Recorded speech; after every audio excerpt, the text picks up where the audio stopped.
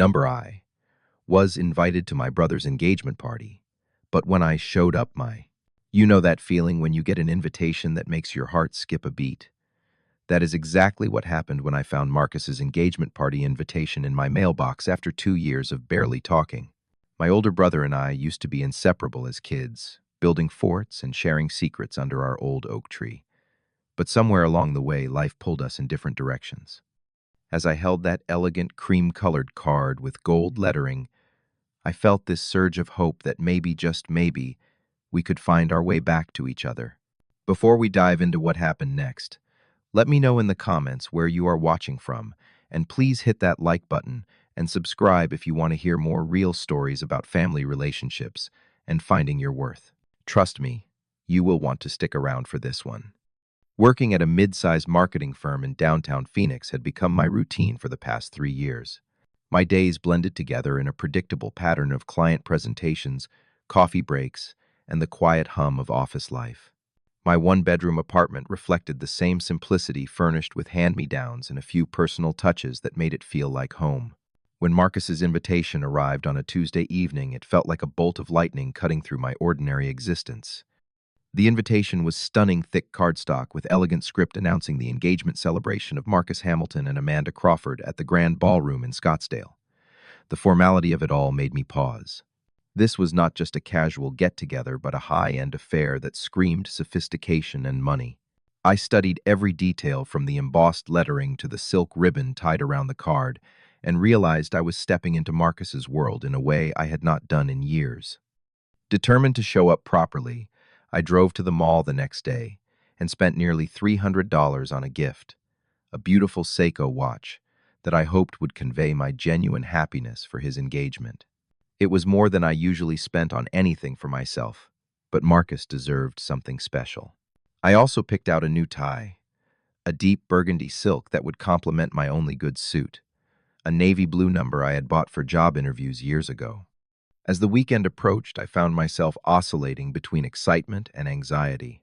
I imagined conversations with Marcus's friends, perhaps finally meeting the woman who had captured my brother's heart, and maybe even having a real talk with Marcus himself.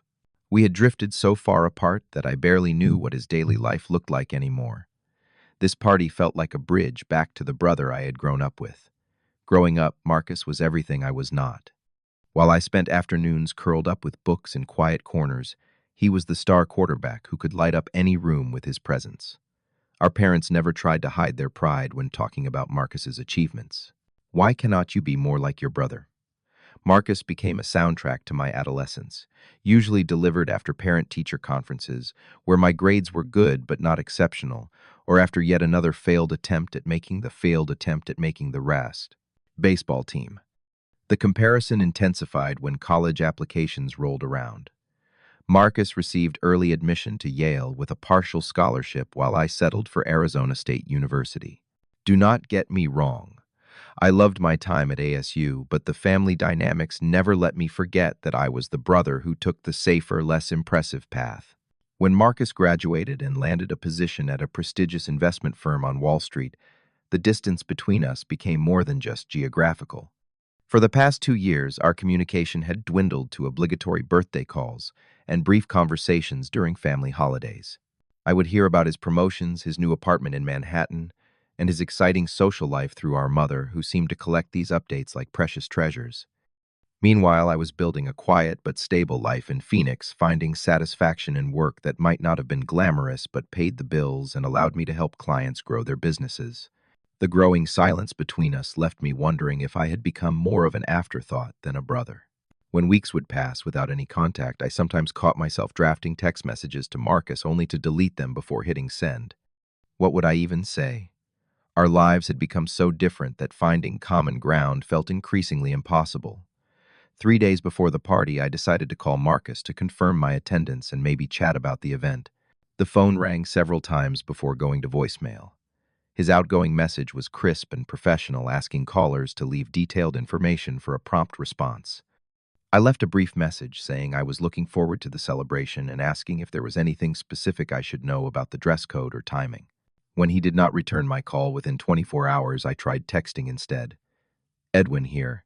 Got your invitation and will definitely be there Saturday. Congratulations again and cannot wait to meet Amanda. The message showed as delivered, but no response came. A small knot of worry began forming in my stomach, though I tried to rationalize it away. Marcus was probably swamped with wedding preparations and work deadlines. Seeking reassurance, I called our mother on Friday morning. "Oh, Edwin, honey," she said when I mentioned the party, and I immediately picked up on something strange in her voice. There was a hesitation, a slight pause that made my antenna go up. "I am sure he wants you there," she continued, but the way she emphasized "sure" made it sound like she was trying to convince herself as much as me. When I pressed her about the details, asking if she knew how many people would be attending or what the setup would be like, her responses were vague and noncommittal. That conversation left me with an uneasy feeling I could not shake, but I pushed it aside. This was my brother's engagement party, a celebration of love and new beginnings. Whatever weird family dynamics were at play, surely they could be set aside for one evening. I spent Friday night pressing my suit and polishing my shoes, determined to show up, as the supportive brother Marcus deserved. Saturday evening arrived with perfect Arizona weather, clear skies, and a gentle breeze that made the drive to Scottsdale pleasant. The Grand Ballroom was located in one of the city's most upscale hotel complexes, a sprawling Mediterranean-style building surrounded by manicured gardens and fountains. As I pulled into the parking lot, I was immediately struck by the caliber of vehicles surrounding me. Row after row of BMW sedans, Mercedes coupes, and Tesla models gleamed under the early evening lights. My 10-year-old Honda Civic suddenly felt very out of place as I navigated toward the back of the lot, finally finding a spot far from the entrance between a dumpster and a maintenance shed. Walking across the expansive parking area, I passed cars that probably cost more than I made in 2 years, each one a testament to the kind of success that Marcus and his circle had achieved. The gift bag containing the Seiko watch felt heavier in my hand as I approached the building. The hotel lobby was all marble floors and crystal chandeliers, with elegantly dressed guests moving through the space with the kind of confident ease that comes from frequent attendance at high-end events. I approached the registration desk where a young woman in a crisp black suit was checking names against a guest list. When I gave her my name, she scanned the list twice, her brow furrowing slightly. "Edwin Hamilton," she repeated, and I nodded. She flipped through several pages, then consulted what appeared to be a backup list on her tablet. "I am so sorry I am not seeing you here. Are you sure about the spelling?" The question stung more than it should have, and I found myself spelling out my own name like I was uncertain of it myself. After another search that seemed to take forever, she made a phone call to someone speaking in low tones, while I stood there feeling increasingly conspicuous. Finally, she hung up and gave me a polite but somewhat strained smile. "You are all set, Mr. Hamilton. Someone from the family confirmed you should be on the list." She handed me a program for the evening, but no special wristband or name tag like the other guests were receiving. As I walked toward the ballroom entrance, I noticed that most people had elegant name tags with table numbers, clearly part of an organized seating arrangement that I was apparently not part of. The grand ballroom exceeded every expectation I might have had for elegance and sophistication. Crystal chandeliers cast warm light over round tables draped in cream-colored linens, each centerpiece a stunning arrangement of white orchids and roses. A string quartet played softly in one corner, while white-gloved waiters moved gracefully through the crowd carrying trays of champagne and hors d'oeuvres that looked like tiny works of art. I estimated there were about 120 guests mingling throughout the space, and as I observed them, it became clear that this was Marcus's professional and social circle in its full glory. The men wore suits that fit like they had been custom-tailored, and the women glided in cocktail dresses that probably cost more than my monthly rent. Conversations buzzed with references to stock markets, real estate investments, and vacation homes in Martha's Vineyard or the Hamptons. My navy suit, which had seemed perfectly appropriate when I put it on at home, now felt like a costume from a different play entirely. The fabric was decent, but obviously off the rack, and I became acutely aware of every small imperfection. A tiny thread, hanging from my sleeve, the way the jacket pulled slightly across my shoulders. The fact that my shoes, while polished, showed their age under the bright ballroom lights. Hoping to find my assigned seat, I began walking around the room checking the name cards at each table. Table 1 held cards for the Crawford family, Amanda's relatives, arranged in what was clearly the VIP section closest to the head table. Table 2 was reserved for Marcus's work colleagues' names I recognized from stories our mother had shared over the years. I continued my circuit checking every single table in the room, but my name appeared nowhere. Confused and starting to feel a flush of embarrassment, I approached one of the waiters, a young man who had been efficiently serving drinks throughout the evening. "Excuse me," I said, trying to keep my voice casual. "I seem to be having trouble finding my table assignment. I am Edwin Hamilton Marcus's brother." The waiter consulted a small notepad he pulled from his vest pocket, flipping through several pages of what appeared to be seating charts and special instructions. "I am sorry, sir, but I do not have any information about table assignments. You would need to check with the event coordinator, but she stepped out about 20 minutes ago." His answer was polite but definitive, leaving me standing alone in the middle of the ballroom with no clear place to go. I found myself gravitating toward a corner near the bar where I could observe the festivities while trying to figure out what exactly was happening. From my vantage point, I watched Marcus work the room like the natural politician he had always been. He moved from group to group, shaking hands, sharing laughs, and playing the perfect host with an ease I had always envied. When he finally spotted me across the room, our eyes met for a brief moment, and I saw something flicker across his face. It was not quite surprise, but it was not joy either. Something more like resignation, maybe, or mild discomfort. Marcus approached with Amanda on his arm, and I got my first close look at the woman who would become my sister-in-law. She was undeniably beautiful, with the kind of polished elegance that spoke of country club memberships and Ivy League educations. Her dress was a stunning shade of emerald green that complemented her auburn hair perfectly, and she carried herself with the confidence of someone who had never doubted her place in the world. "Oh, Edwin, you made it," Marcus said, and immediately I caught the tone. It was not Edwin. "I am so glad you are here," or "Edwin, I have been looking forward to seeing you." It was the verbal equivalent of a lukewarm handshake, polite but lacking any real warmth or enthusiasm. Amanda smiled beside him, but it was the practiced smile of someone who had been taught proper social graces, not the genuine expression of someone happy to meet a future family member. The introduction that followed felt like an afterthought. "Amanda, this is my brother Edwin Marcus," said with no additional context about who I was or what I did or any of the details that might help start a real conversation. Amanda extended her hand with that same practiced smile and said it was nice to meet me, but her eyes were already scanning the room for more important people to acknowledge. I tried to salvage the moment by asking about the wedding plans and commenting on how beautiful the party was, but the conversation never gained any real momentum. Marcus answered my questions with the bare minimum of detail, and when Amanda's phone buzzed with what she announced was an urgent text from the photographer, they both seemed relieved to have an excuse to move on. "We should probably go handle this," Marcus said, and just like that, I was alone again. The entire interaction had lasted maybe 3 minutes, and as I watched them walk away, I realized that I felt less connected to my brother after talking to him than I had before. Standing there with a glass of sparkling water I had grabbed from a passing waiter, I felt more invisible than ever, like I was watching someone else's life through a window I could never open. 20 minutes later, as I continued to stand awkwardly near the bar area, I noticed Aunt Patricia making her way across the room toward me. My father's sister had always been known for her directness, a quality that could be refreshing or devastating depending on the circumstances.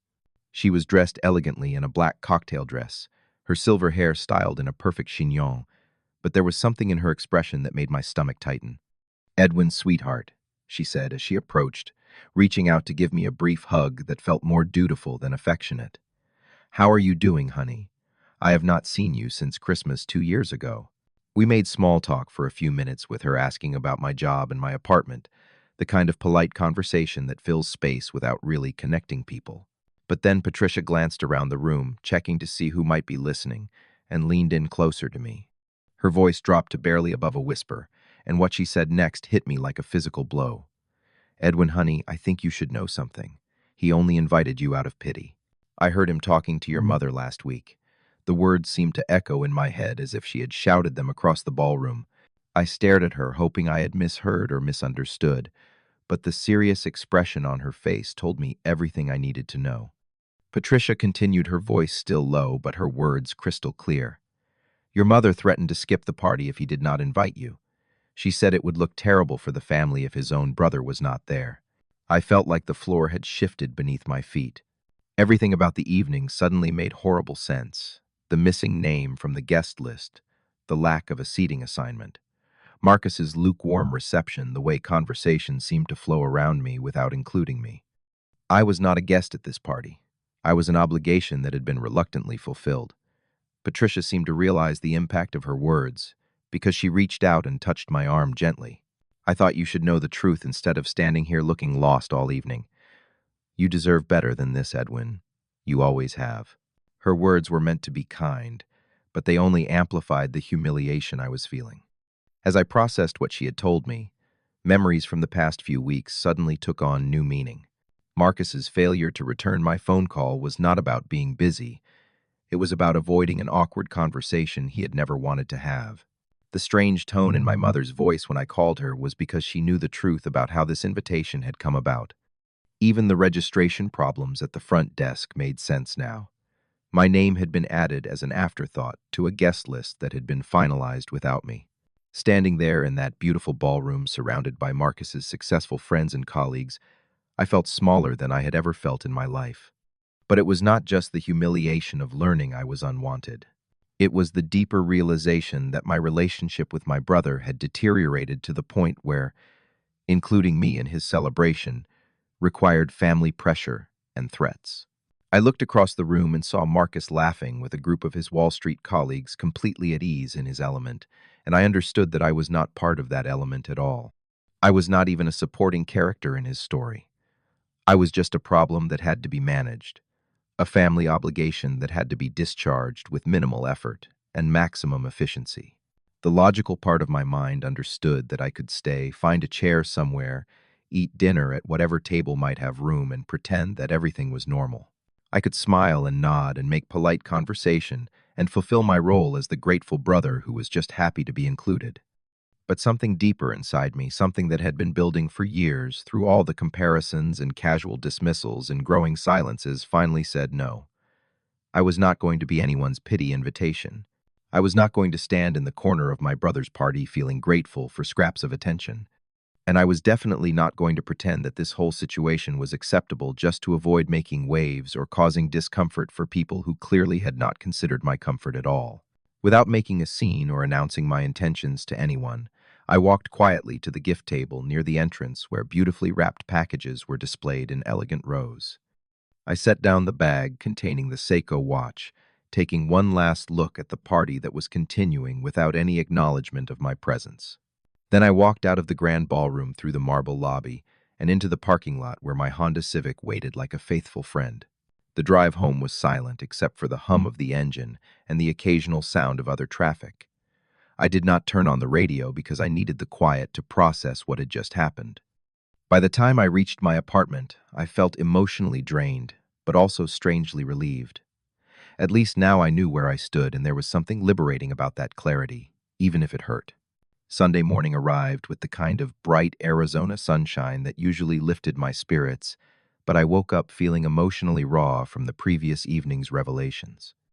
I had spent much of the night replaying not just what had happened at the party, but years of interactions with Marcus, seeing them all through this new lens of understanding. By 8 a.m., I was sitting at my small kitchen table with a cup of coffee, trying to figure out how to move forward, when a sharp knock at my door interrupted my thoughts. I opened the door to find Marcus standing in my hallway, still dressed in expensive casual clothes that probably cost more than most people spent on a week of groceries. But his usual polished appearance could not hide the fact that he looked agitated, maybe even angry. He did not wait for an invitation to come in. He just pushed past me into my living room like he owned the place. "You did not have to make a scene, Edwin," he said without any preamble, not even a good morning or an inquiry about how I was doing. "Do you have any idea how embarrassing it was when people started asking where you went? I spent the rest of the evening making excuses for your behavior." The accusation hit me wrong, partly because it was so unfair, but mostly because it was so typical of Marcus to make my actions about his inconvenience. I closed the door and turned to face him, feeling something shift inside me that had been building for years. For once, I was not going to apologize for existing or for having feelings that made other people uncomfortable. "I did not make a scene, Marcus," I replied, keeping my voice steady and calm. "I quietly left a party where I was not wanted. The only person who seemed to notice was you, and only because it created an awkward moment you had to explain. I paused, watching his expression change as he realized I was not going to be defensive or apologetic. Speaking of explanations, Aunt Patricia told me the truth about my invitation. The moment I mentioned Patricia's name, I saw Marcus's face change. The righteous indignation faded, replaced by something that looked like resignation mixed with embarrassment. He could not deny what Patricia had told me, because we both knew she was not the type to lie or exaggerate, especially about something this serious.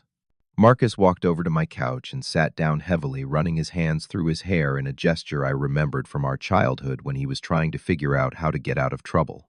"Look, Edwin," he began, his voice much less aggressive than when he had arrived. "It is not that simple. You do not understand the pressure I am under with Amanda's family and my colleagues. Everything has to be perfect. Perfect for whom, I asked, still standing near the door. Because it seems like your definition of perfect does not include your own brother unless our mother forces the issue." I could hear the hurt in my own voice, but I was past the point of caring about maintaining a facade.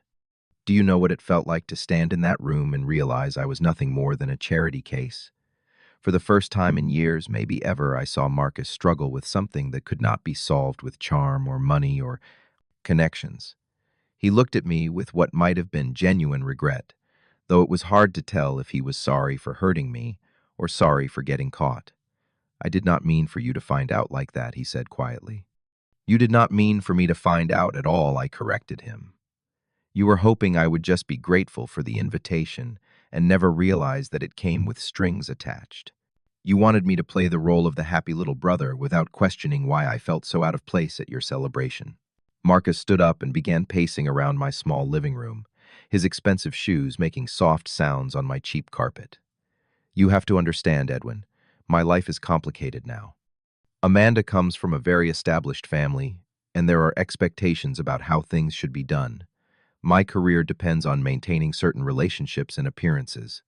And apparently I do not fit into those appearances," I said, the words hanging in the air between us like a challenge he could either accept or deny. When he did not immediately respond, I continued, "Marcus, I have never asked you for anything. I have never tried to embarrass you or hold you back or make your life more difficult. All I wanted was to celebrate your engagement because I thought that was what brothers do for each other." Something in my tone must have gotten through to him, because Marcus stopped pacing and looked directly at me for the first time since he had arrived. "I have been a terrible brother," he said, and for the first time his voice carried genuine emotion instead of calculated responses.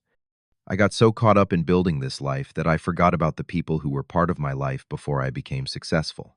The admission was more than I had expected, but it also was not enough to undo years of feeling invisible and unimportant. "Marcus, I do not need your pity invitations to fancy parties. I do not need you to include me in your life, because our mother guilt trips you into it. What I need is a brother who genuinely wants me around, or I need the honesty to know that our relationship is not what I thought it was." We stood there in my living room for several long moments, both of us processing the weight of what had been said. This was the most honest conversation we had had since we were kids, and it was happening because everything had finally broken down to the point where pretending was no longer possible. Marcus sat back down on my couch this time, looking less like he was visiting slums, and more like he was simply tired. "I do not know how to fix this, Edwin. I do not even know how it got this bad between us." His vulnerability was something I had not seen since we were children, and despite everything, it touched something in me that still remembered the brother who used to build blanket forts with me on rainy afternoons. "It got this bad because you stopped seeing me as a person and started seeing me as a problem to be managed," I told him. "Every conversation we have had in the past few years has felt like you were checking a box on your family obligations list. When was the last time you called me just to talk? Not because it was my birthday or a holiday." The question seemed to genuinely stump him, which was answer enough. Marcus had built a successful life, but somewhere along the way he had forgotten that relationships require more than occasional maintenance calls and duty invitations to major events. 6 months later, Marcus and I had slowly begun building something new between us based on honesty rather than obligation. He started calling me regularly, not just on special occasions, and when he invited me to dinner at his apartment during one of his visits to Phoenix, I could tell that he genuinely wanted me there. The change was not dramatic or sudden, but it was real. I learned something important about myself through this whole experience. For years, I had been so focused on gaining approval from people who were not really paying attention to me that I had forgotten to value the relationships with people who actually appreciated who I was. My coworkers, my neighbors, the friends I played basketball with on weekends, they all saw me as someone worth knowing, not someone to be tolerated. The night of Marcus's engagement party taught me that walking away is not always about giving up. Sometimes it is about choosing your dignity over your desperate need to belong somewhere you are not really wanted. I realized that being invited is not the same as being welcomed, and being related to someone does not automatically make them a meaningful part of your life. Today, Marcus and I have a relationship that is smaller but more genuine than what we had before. We do not talk as often as some brothers might, but when we do talk, it feels real. He has learned to see me as a person with my own life, and interests, not just as the disappointing younger brother who never lived up to some impossible standard. And I have learned that my worth is not determined by whether I fit into someone else's vision of success. Sometimes people ask me if I regret leaving the party that night, if I think I should have stayed and tried to work things out differently. But I have come to believe that some relationships need to break completely before they can be rebuilt on solid ground. That night at the grand ballroom, I finally stopped accepting less than I deserved from the people who were supposed to care about me most. The most valuable lesson I learned was this: being wanted is worth infinitely more than being invited. When someone genuinely wants you in their life, you will know it by how they treat you, not by whether they remember to add your name to their guest list. And when you stop accepting invitations that come from obligation rather than affection, you create space in your life for relationships that actually nourish your soul. Have you ever found yourself in a situation where you realized you were someone's pity, invite, or obligation, rather than someone they genuinely wanted around? I would love to hear your stories in the comments below, because I think we have all been there at some point. If this story resonated with you, please give it a like and subscribe for more real-life stories about family relationships and finding your self-worth. And please share this video with anyone who might need to hear that they deserve better than being someone's afterthought. Thank you for listening to my story. And remember that you are worthy of genuine love and authentic relationships, not just polite tolerance. I hope you find the courage to walk away from situations that diminish you and toward people who celebrate who you really are.